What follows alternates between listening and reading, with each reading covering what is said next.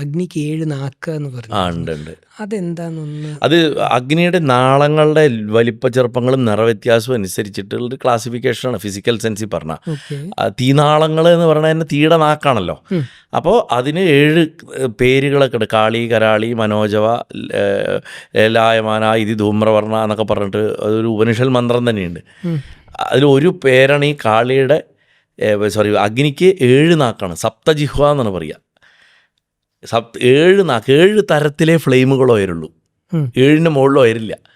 അഗ്നിക്ക് അത്ര പാറ്റേൺ നോക്കിക്കഴിഞ്ഞാൽ ഈ 7 ടൈപ്പിൻ്റെ ഉള്ളിലേ വരുള്ളൂ. ഓക്കെ. 8ാമത്തെ ഇല്ല. 8ാമത്തെ സ്റ്റൈലിൽ അഗ്നി കത്തില്ല. ഓക്കെ. അത് 100% ഷുവറാണ്. അത് കണ്ടെത്തിയിട്ടുണ്ട് ആചാര്യന്മാർ. അതുകൊണ്ട് 7 നാക്ക് കൊടുത്തിരിക്കുന്നു. അതിന് ഓരോന്നേ നിറം: മഞ്ഞ, ചുവന്നത്, നീലച്ചിട്ട്, കറുപ്പ്. അതായത് ഒരു അഗ്നിയുടെ സ്വഭാവങ്ങൾ അനുസരിച്ചിട്ട്. അപ്പോൾ അതിൽ കാളി എന്ന് പറഞ്ഞൊരു നാക്കുണ്ട് ഈ 7 കാരണം കാളി അഗ്നിയാണ്. കാളി ട്രാൻസ്ഫോർമേഷൻ്റെ പവറല്ലേ. അതുകൊണ്ട് കാളിക്ക് അഗ്നി സ്വഭാവം.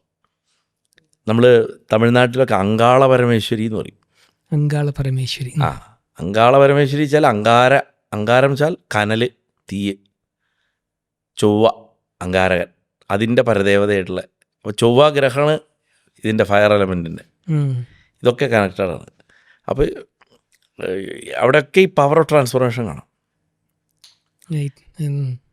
സൊസൈറ്റീസിനെ ഉണ്ടാക്കണതും തകർക്കണതും എന്തും അഗ്നിയാണ്.